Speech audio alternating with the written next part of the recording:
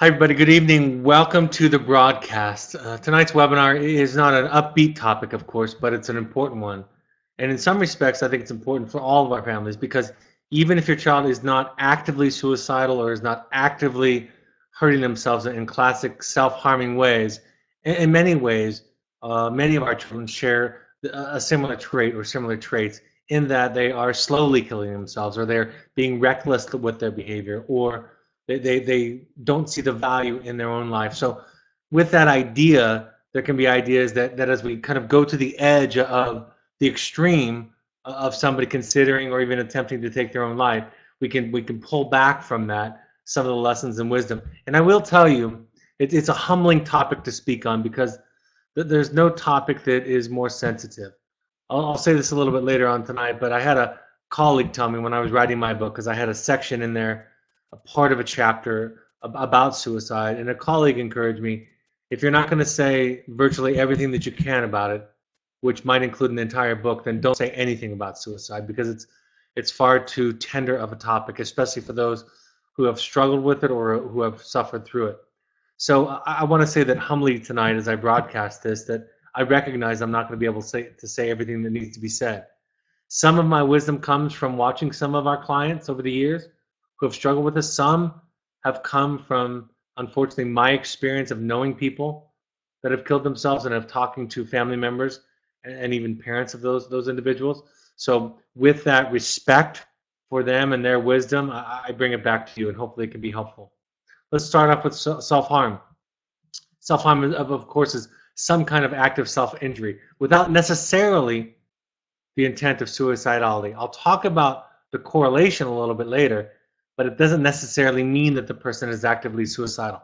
That can include things like cuts and scratches, embedding objects in oneself, swallowing harmful objects, or putting other objects in one's body in a very self-destructive way, burning, hitting self-hitting objects, not attending to wounds or injuries. We've had students even try to use exposure in years past in some of our colder field areas to try to harm themselves. Um, and then ingesting objects that are not necessarily mood altering, but drugs as an attempt to hurt oneself, to get sick, to be delirious. And it can be a precursor or an indicator of suicidality. Like I said, those who are apt to self-harm are 9 times more likely to attempt suicide than those who aren't. So those are sobering facts, of course. What's the gain of self-harm? Why is somebody doing it? And I'll talk, I think, most importantly in a little bit about how we might respond to it to be most helpful. The primary gain when we talk about that in psychology is how does it reduce one's anxiety, or how does it give one a kind of an intrinsic feeling, something that we enjoy about it. Secondary gain is how does it affect other people? What's the relational benefit? And the simple examples, if I bite my fingernails, if I'm always biting my fingernails, the primary gain might be that I focus on that instead of whatever I'm anxious about. The secondary gain would be that I get attention from my parents or from others who are always telling me to stop it. So that's primary and secondary gain. The primary gains of self-harm include numbing. Some talk about it being soothing. And it's interesting because there's some primary gain, there's some benefits that seem to be opposite. And so it can be different for different people, or at least they explain it differently. Distracting, of course, or escaping, to feel something. I'm not feeling anything. That really is in some ways, along with feelings of powerlessness and helplessness, that is an important part of a lot of depression, right? That there's an absence of feeling. So by self-harming, I'm feeling something. And then I have a sense of control over the pain. So I can, the trauma or the pain that has happened to me is something that I can't control. But if I harm myself, it's something that I can control. Secondary gain, to communicate. That idea of getting attention. And I don't mean it in a kind of a superficial, manipulative way, but it gives a message to those that are watching me. And maybe it's because I don't feel heard. I feel impotent in my ability to express the pain, sadness, sorrow, helplessness, shame, whatever it is. I think that people won't hear it. Um, the idea of projective identification is another idea where I want you to feel the same kind of helplessness or powerlessness that I feel, right? If my parents observe this, they're going to feel the same feelings that I feel. That's not necessarily, in fact, I would suggest rarely, a conscious thought.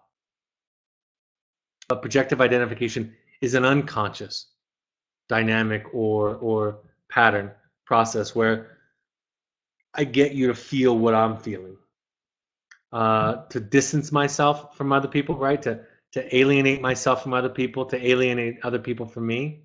A lot of people are put off by this, and so this is my way of kind of pushing you away, of creating distance. Sometimes it's a passive attack on the parents. It's an anger directed instead of outward at the parents. It's an anger that gets directed inward. So it can be, if we listen with our ears, it can be something that we hear, the anger, right? The aggression. Imagine if somebody was trying to harm your child. In this case, it happens to be your child. But imagine if somebody else was trying to harm your child. There's no better way to harm you. So again, it can be the anger directed inward. And in a lot of ways, when we're dealing with somebody who's depressed, we try to get them in touch with that anger. We would rather see it go outward as long as it's not physically aggressive or dangerous. We'd rather see it be expressed outwardly. What are the signs of that somebody that you love might be self-harming? Wearing long sleeves at inappropriate times.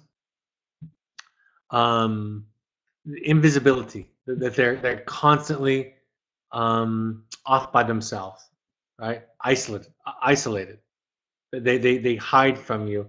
They're unwilling to show any part of themselves to you physically.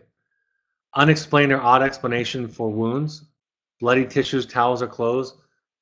Oftentimes, it tends to escalate. You might not catch it early on, but eventually you will catch it.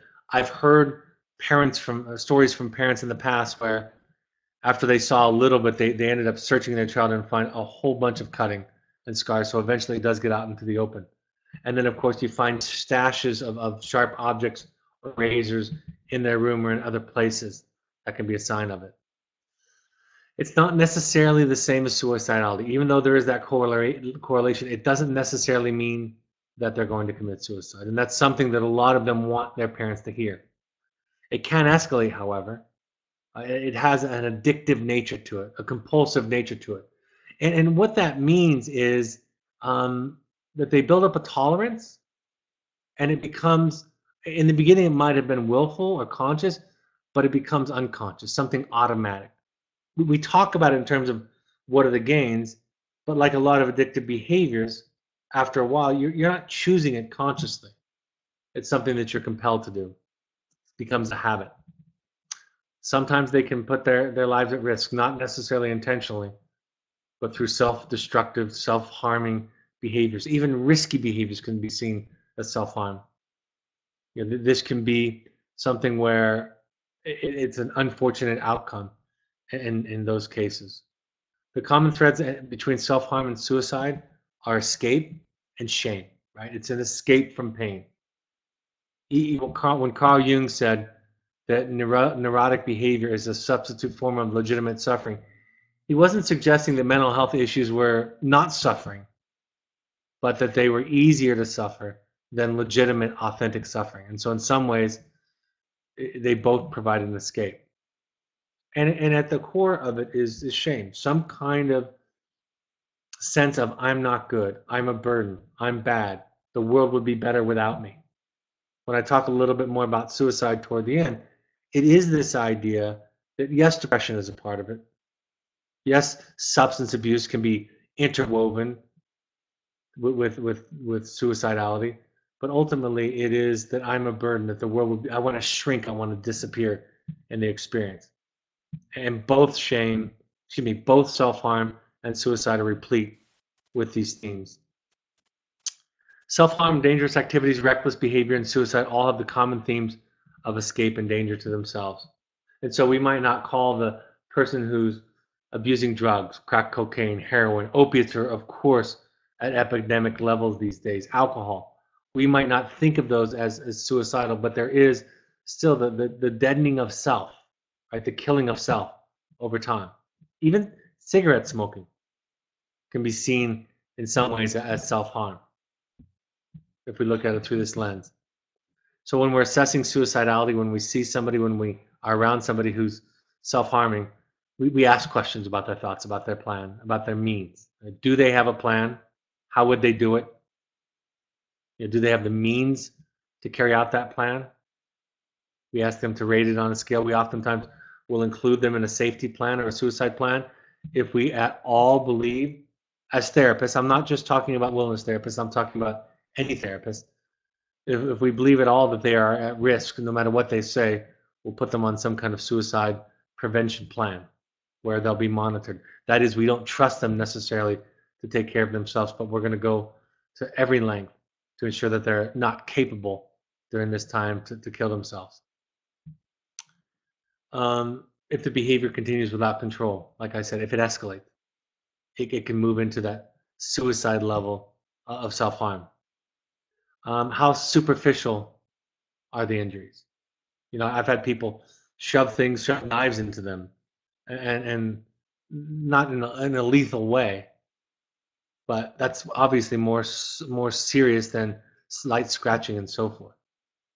And again, some people they're so tormented, they're toying with the idea of ending their life. So cuts around the inside of the arm, near the wrists, are kind of the person's experimentation with, I don't know if I want to live. I don't know if it's worth living. I don't know if I can endure this pain. I want out. And when I'm talking to people that are considering treatment, my question always is, are they willing to talk to a therapist? Are they willing to ask for help? Are they willing to be a part of the solution? And to the extent that they are, of course, we're less concerned about it. And to the extent that they are, or that they're shut down, or that they're not a part of the solution, of course, we're more worried about it.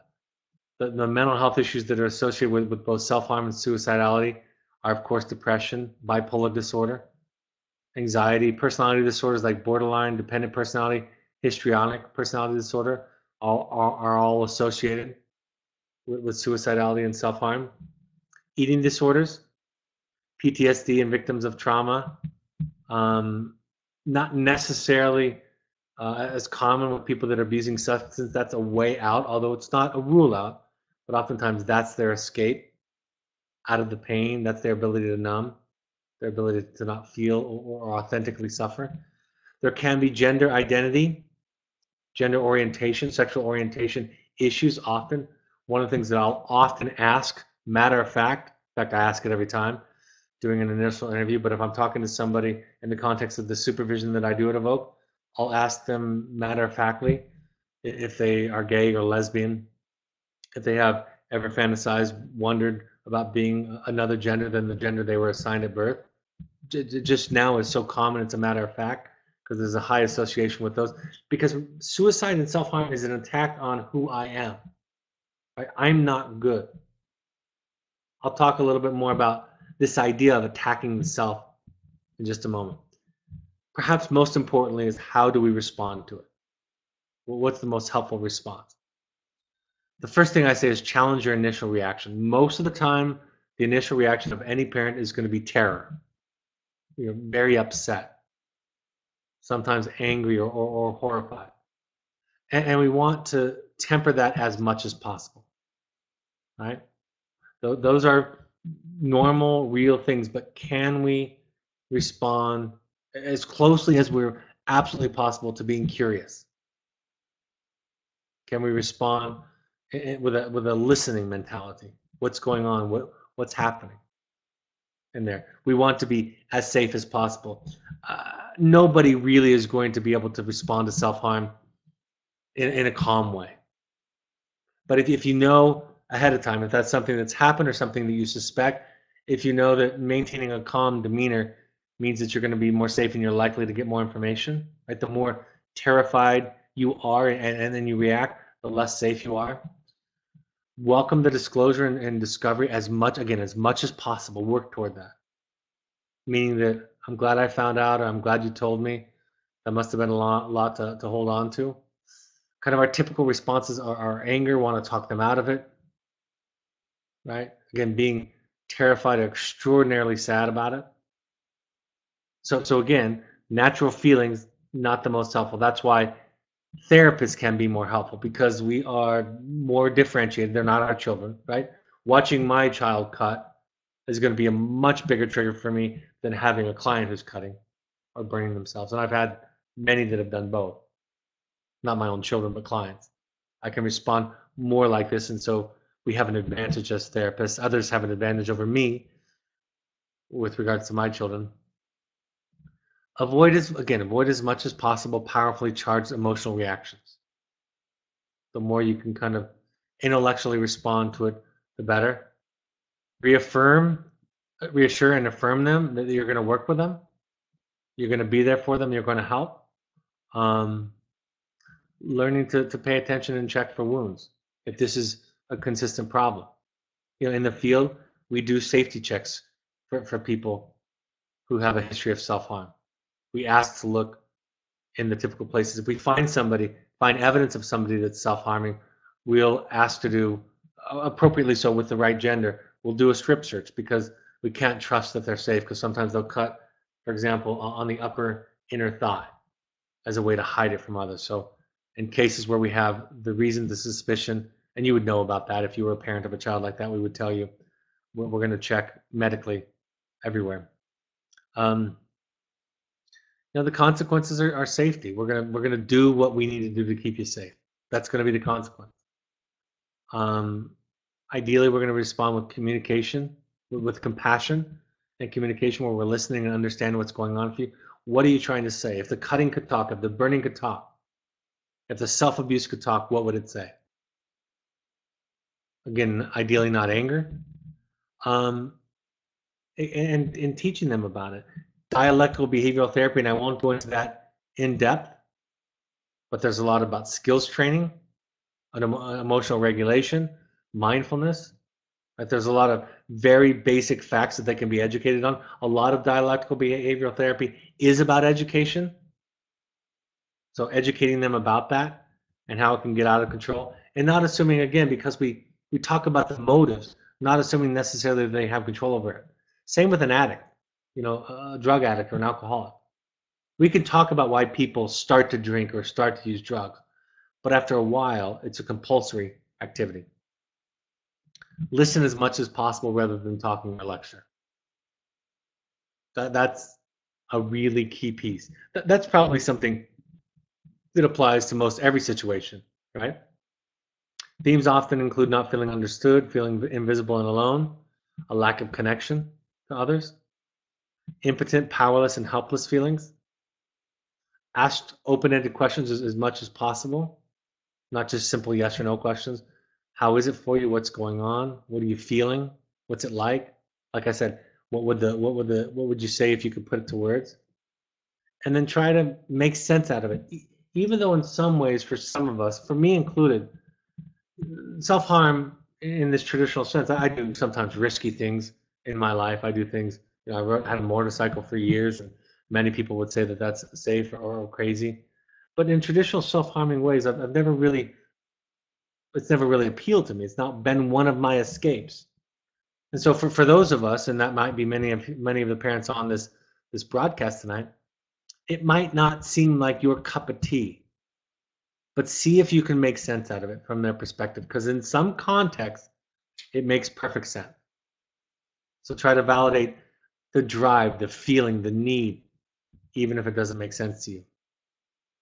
In your conversations, try to, again, temper your emotionality. You'll notice that's on several of the slides where I talk about responding. Welcome the discussions. Visit them often. With a lot of our work, I think some of us are good at kind of these one-time drive-by kind of boundary setting or discussions, but it's important that we revisit it often, that you bring this up more than just once, and even promise that you're going to do it. Trying to give words to replace the feelings of behavior. If we can learn to feel, if we can unpack it, right? It's going to be hard to get rid of a compulsory behavior, but if we can unpack it and give it words, then we can take away the initial reason for doing it. We can learn to feel. Family therapy is important as a way to communicate, support, and focus on the identified patient. So even though I've done my own therapy for 18 years, through those with the same therapist, through those 18 years, I've also participated in family therapy with every one of my children, actually, at various points, some more than others, because that's a part of the healing, part of the communication, part of them getting supported in their relationship with me. You can own your feelings, own your reactions. You can talk about them, you can talk about how you're struggling, but own them is the key. Be pragmatic instead of threatening, guilting, and catastrophizing. Again, to layer on powerful emotionality is something that they're already overwhelmed with and can contribute to the shame. Because if they are hurting or terrifying somebody that loves them as much as you do, it can just build on that shame. I must be bad.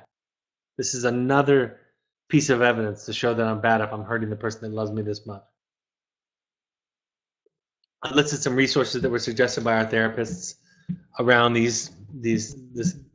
self-harm topic: cutting, Inside a Cutter's Mind, bloodletting, Skin Game, Get Me Out of Here, and you can go to the website to write love. It should be to write love on our arms. TWLOHA.com. Popular group that talks about self-harming and suicidality. Here's one of the main premises as I switch gears to suicide. This idea that was actually taught to me some years ago. The individual contemplating suicide is making a critical mistake. They are making the mistake of thinking that the whole self has to go, when in reality it's just part of the self that needs to die. The work is to find out what part of ourself needs to die and learning to kill it. For example, worrying about what other people think about me. I have to kill that part of me. Thinking that I am a burden if I ask for help. That part I have to kill. So the idea is to figure out what part of us needs to die and to kill that part of us. And after that, then we can be free and live a much more joyful life. So the mistake that a suicidal person makes is that the whole self needs to die, and it doesn't. And when they figure that out, they can be free. And it's a process.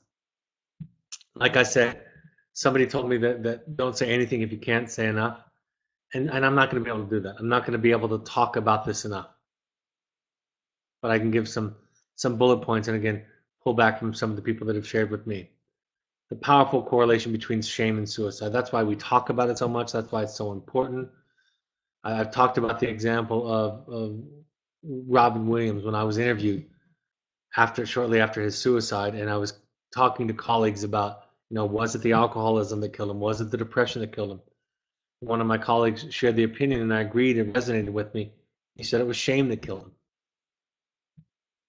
him. I just watched the movie the other night, Wizard of Lies, with Robert De Niro and Michelle Pfeiffer, about the Bernie Madoff story. And so many people, after Bernie Madoff robbed them of their entire life savings, including people that Bernie was close to around him, so many people killed themselves because it was too much shame, right? I can't. What am I going to do as a father, as a provider, as a mother in this situation? So uncovering shame, and that's why it's so important that we become a helpful part of the response and responding in ways that don't encourage shame, that don't pour on shame. And I'm going to say this as simply as I can. It's why it's so important, and I talk about it all the time, that you don't give your feelings to your children. It's not their job to take care of them. But it is your job to go take care of them in some of the context. So then you can be there for the child or other person in a way where you can support them. But we think that if we tell our children how upset, how sad we are, that's going to motivate them to want to stick around or not hurt themselves for us, when really it can and often does tend to pile on the shame. People who have survived the suicide of a loved one, they talk about the amount of pain that a person must be in to be willing to be able to do something like that. And so the pain can be very, very severe. I've heard it described and compared to somebody, for example, jumping out of a burning building, right? The pain of staying inside the burning building is more, they know either way they're going to die, but the pain is too much. That's what it feels like to the person who thinks this is the solution. Of course, there's a hopelessness. There's a catch-22 in depression. There's a damned if you do and damned if you don't. And generally speaking, it can often go like this.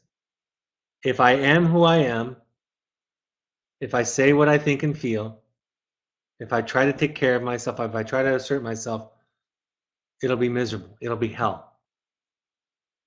And if I don't try to be myself, express who I am, it'll be hell. So there's no way out. If I am who I am, I express who I am, I'm going to get punished. I'm going to be disliked. I'm going to upset the people that love me, disappoint people, frustrate people, whatever it is. But if I don't express who I am, then I'm going to be silently and desperately miserable. So again, as a therapist, you're trying to kind of find out where the lie that they're telling themselves is. And oftentimes it's this idea that some part of them is absolutely unacceptable. That can often be the case. But helplessness, hopelessness, catch-22, that can be a part of it for often. For parents, the parents that I've talked to that have survived it, their response is the way that they've made peace of it is a couple of ways. The pain was so severe. Their loved one is not suffering anymore. The awareness that they did everything they can. In one case, a couple of years ago, and I've shared this at times, a friend of mine took his own life, and he used to be a therapist who worked for us. And he had clients over the course of a long career who had also taken their own life. And I was in a text conversation with him for several days coming up to it. And even the morning of, 3 o'clock in the morning of, he texted me. I didn't get the text until later. But part of what gave me a peace of mind is I tried for not only the week, the days leading up to it, but for years to try to get him to get help, to try to get him to go to therapy, to try to get him to get support, and he wouldn't do it. So part of what I know that people have made peace with it, who can transcend it, is this awareness that you do everything they can. Why does the doctor, the old adage, the old idea, why does the doctor try to save somebody who's died long after the person has any realistic chance of coming back? And the reason is so they can go out and tell the loved one, we did everything we could. And that's something. I've even had parents whose children are actively suicidal who never actually committed suicide. I've had them talk about it. I have 2 people that I know right now that I've done some work with that have talked about it. Like, I know if they do it, it's the thing that has scared me more than anything, but I know that I've done everything that I can, which includes, for the people that I'm thinking of specifically, their work. Not only getting their child help, but their work. They've done their work and they're committed to doing their work, and they're trying every day to better themselves in the process. And again, you can only do what you can do. And you cannot stop somebody, ultimately, if they want to take their own life. I was planning on this broadcast this evening, and I was clicking on social media earlier today, and I saw that the wife of Chester Bennington, he was the lead singer for a band that was successful in the early 2000s, a band called Linkin Park, and he took his own life a few months ago. And it was a powerful post. She decided to post something very personal, the most personal post ever. And what it was a short video clip of her husband laughing with his children 36 hours before. And her tweet was about this idea that this is what depression looks like. This is the face of depression. Laughing and having fun with his son 36 hours before he took his life. And then so there's this idea, like all of the stuff that I talk about, that we can absolutely prevent it. And there's something that is horribly humbling as a parent, that you can't. You can't prevent it. You can do what you can do. You can show up every day. You can do the heroic work of looking at yourself, of recognizing your contributions, realizing that you'll never get it perfect or never do everything, that needs to be done. You can forgive yourself. You can surrender. You can let go. And that's all that you can do in this process. So I don't want that to be more terrifying, more frightening, but offer, and those who have been through it, those who are struggling with it or have struggled with it, they know this. They've told me this. Those who have suffered through it and those who are suffering from suicide threats and attempts, sometimes in many cases, very chronic suicide attempts. If you have resources, I tell the parents that I work with, call 911. It's better to overreact than to underreact. The National Suicide Prevention Lifeline, 800-273-TALK. There's an LGBTQ or LGBT hotline, lifeline that you can also call. So many young people struggle with, again, sexual orientation, sexual identity, the shame around it, the acceptance of it. I have a non-binary child. Non-binary means that they don't identify as completely male or female. One of my children is non-binary. And they've told me, they prefer the pronoun they and them. They've told me that so many of their friends who are struggling with it are suicidal and self-harming because their parents are, in some cases, of course, angry and shaming about it because they can't accept it, but sometimes just confused and overwhelmed by it. And one of the things that my own child has said that is their greatest happiness in this whole process is our ability, willingness to be open, to accept them for who they are. So that can be a specific niche for many. The crisis teen text line, text the word listen to 741 I did that wrong. Sorry. No, it's 741-741. Take home. Challenge your initial reaction to self-harm. That's a big important piece. To be helpful is the goal, of course. Learn about and ask about dialectical behavioral training and certification for your child. If there's if self-harming or suicide threats or attempts or thinking is a significant part of it. Read books, get support from people who have been through this. Go to therapy so that you can have a place where you're going to take care of yourself. Go to support groups for family members of borderline personality disorder, which is one of the disorders that is so associated with self-harm, or addicts, or support groups that are for self-harm. Practice self-care. Don't give up on your life. Again, it might not be conscious, but when you give up on your life, when everything is wrapped up in your child and you suffer when they suffer, on a one-to-one basis, right? For every measure of suffering, you suffer the same. That's not the burden that they want. They want to know that you're okay. They want to know that their pain, that their disorder, that their disease, that their humanity doesn't cost the person who loves them the most, which is you, to suffer. So make sure you're taking care of yourself at the same time. All right, I'm happy to take any live questions. One parent writes, I had a period of time in my life when I was suicidal. The most significant memory I have was that my dreaming and planning about suicide was very self-soothing and comforting. It was almost euphoric. Can you address that, please? I share the same experience with you. There was a time in my life where I wasn't actively suicidal, but the fantasy of not being here anymore. I never made a plan or would do it because of what it would do to my family, to others that love me. But I fantasized about the escape. So the fantasy of disappearing, the fantasy of death, becomes kind of a temporary escape. I share that experience often with my clients who have struggled with it, or parents whose children have struggled with it. It is a fantastic escape. Unfortunately, the pain doesn't go away. It just moves to the person who's suffering from it and kind of spreads out amongst all that love them. So you don't really get to get rid of the pain. You just transfer it to other people in the process. You definitely don't talk about it in terms of it being selfish.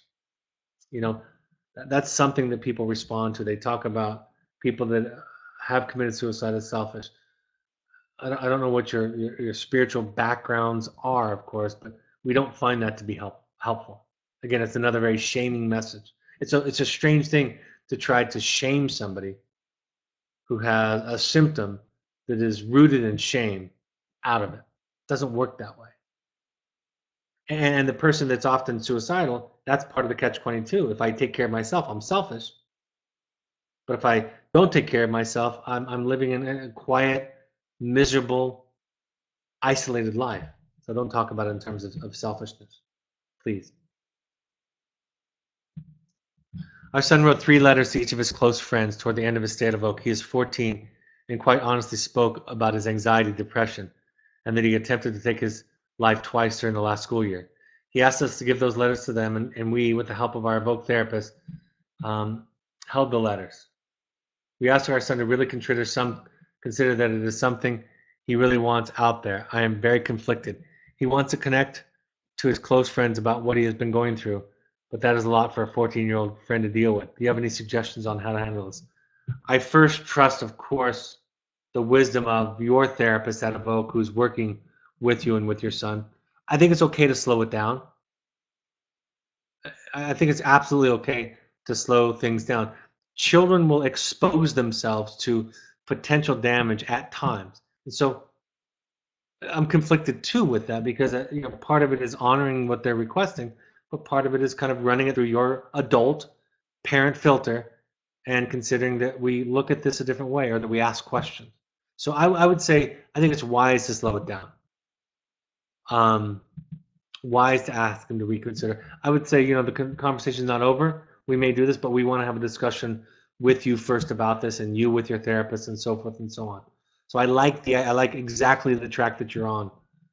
And at some point, it might be something for people. One of the things that happens for suicide in schools and for teenagers is it's contagious. That's the unfortunate piece of it. A lot of you in your communities, you know this. There can be a rash of suicides that happen, even similar ways. They see the attention and the love and the outpouring, and from social learning theory, we learn it reinforces it. When somebody dies, there's an outpouring of love and attention that is genuine and beautiful. And it can leave those left behind who are struggling with depression. That again, it reinforces the idea in them. So we want to be, it's a difficult and complex issue. We want to be careful of how much we talk about it, how much we attend to it, and how much attention we give it. So I would say, again, deferring to your therapist first, but sounds like you're being very wise and rolling this out slowly and keeping the discussion going. I think if you just shut it down and said no, I don't think that would be a good idea. If you just did it without thinking because he was requesting it, I don't think that'd be a great idea. But talking about it and slowing it down, I think is a wonderful, wonderful balance. I'll take any other questions in a moment. Let me go through the upcoming events slide. We want all parents, and that includes parents whose children struggle with self-harm, self-sabotage. We want all parents to attend 6 12-step support groups while your child is with us. We think of, when I'm announcing these things, I think of these as essential to create an optimal outcome. Following us on social media can also be a part of that because of the resources, announcements, articles, and access you get to therapeutic support and even connection with other parents and clients at times. All of our podcasts are available to the public. So on iPhone, you can listen to them by going to your podcast app and searching Evoke Therapy Programs. If you have an Android device, download the SoundCloud app and search Evoke Therapy Programs. By the way, the SoundCloud app also works on an iPod too, but your iPod has it built in. On Twitter and Instagram, follow us by searching @Evoke Therapy. Facebook, search Evoke Therapy Programs. The Second Nature Alumni Foundation on Facebook is also an organization you connect to. It's for families who can't afford therapy. So opportunities to serve, raise money, donate money are there. The Evoke Therapy blog, of course, another one just came out today from one of our wonderful field staff. My book, The Journey of the Heroic Parent, is available on Amazon. Go to the alternative purchasing options. The Amazon warehouse is out, but the book is available if you click on the paperback and go to other purchasing options. You can buy new copies that are sold there. There are many still available there, many. You can also buy an audio version or electronic version. The Parent Alumni Foundation book page through the Amazon Smile program. a percentage of the proceeds go toward people who can't afford therapy. Upcoming workshops, we ask all parents, if at all possible, to attend one of these. If you're an Entrada family, you can go to Cascades and vice versa. You can connect it to a field visit if it's at your program and if your therapist thinks it's the appropriate timing. The next one is September 23rd and 24th, so it's upcoming. Please email gail@evoketherapy.com for more information. The next Finding You intensive, these are run by a therapist, currently run by me, for individuals, 6 people, 7 people. So very intensive work, family of origin work, psychodrama work, mindfulness training, connecting what's gone on in your life and the raw emotion is there to what's going on in your relationships today. Finding You for any individual. Doesn't even have to have a child in our program. Nearly half of the participants haven't had a child in our program. It could be related to a child issue, any relationship issue, or your own struggle around general codependency, anxiety, depression, trauma. October 18th through 21st is the next one that's open. Also, private family intensives are available. Excuse me.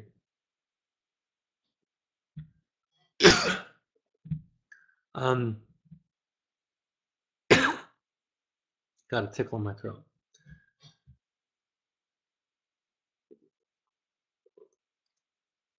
All right. Upcoming parent support groups. I think we're full, but I want to tell you about these parent support groups. In Los Angeles, I think we're full.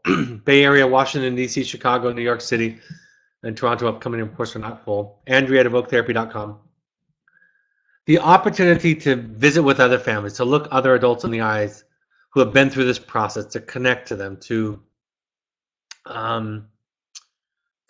network, to get support, to learn is invaluable. And we can't do this, of course, in every city. So if you have these opportunities in a city near you, and if you do live in a city and you do want to request it, and you can help us get more attendance through friends, through your education consultant, through any means, we're happy to try to make it there. But these cities that we visit regularly, please take the opportunity if you possibly can. And in Los Angeles, we do it on a Sunday to help with traffic. I'm going to do that also in New York. I'm gonna move that date. I'm gonna move it to. It's gonna be Sunday the 29th. We're gonna do it on Sunday the 29th, I believe. And then of course we have the Bay Area upcoming next Monday. Pursuits are trips that are available all over the country and internationally. They just finished a wonderful, wonderful 17-day trip up to Nepal. Mindfulness and meditation and service, fantastic. Can be for families or young adults. Sober fun, therapy light. Can be a very spiritual experience. My father committed suicide, another parent says. He was terminal, and when his quality of life was less than he could tolerate, he ended his life. I felt your comment about others saying it is a selfish thing was right on.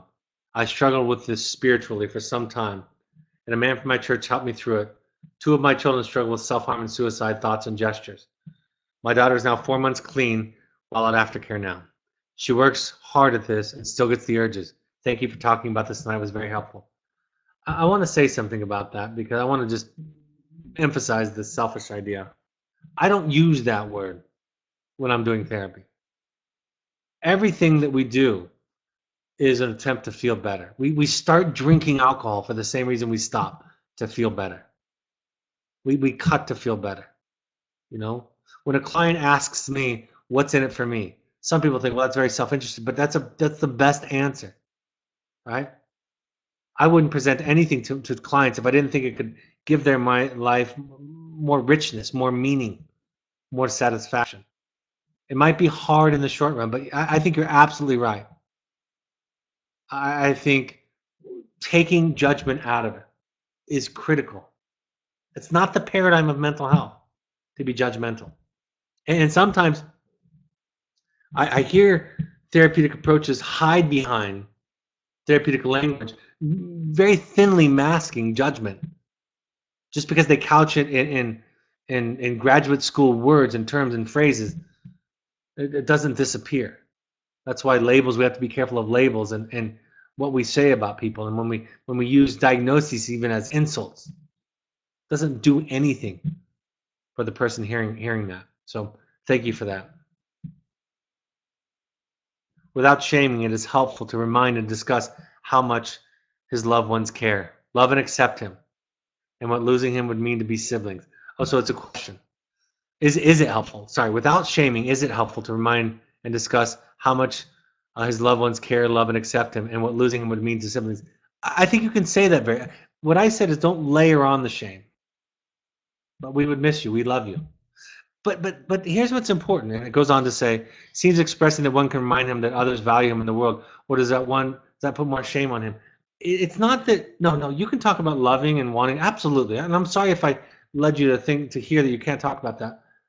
But it's got to be more than that, and it's got to be that I embrace this discussion, and that I'm not overwhelmed by it, and that yes, the losing you would be a wound from which I would never fully recover, and it's because I love you, and I want to have this discussion, and I can take care of myself, and I can be okay. And we demonstrate that, we communicate that, not just in the verbiage that we use in that discussion, but in everything we do with our own self-care.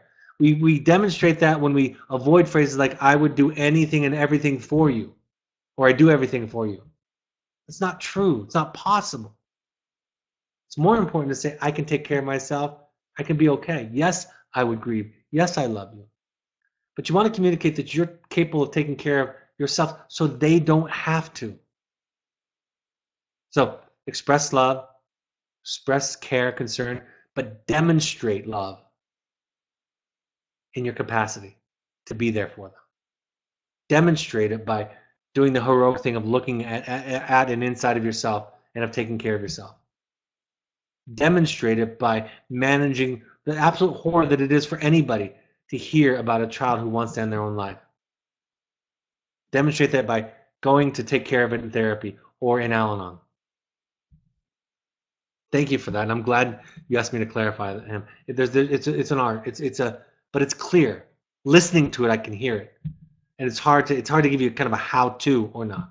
It's just you don't layer it on them. You don't give them more responsibility. Communicate clearly, but also take the burden off of them. I hope that helps.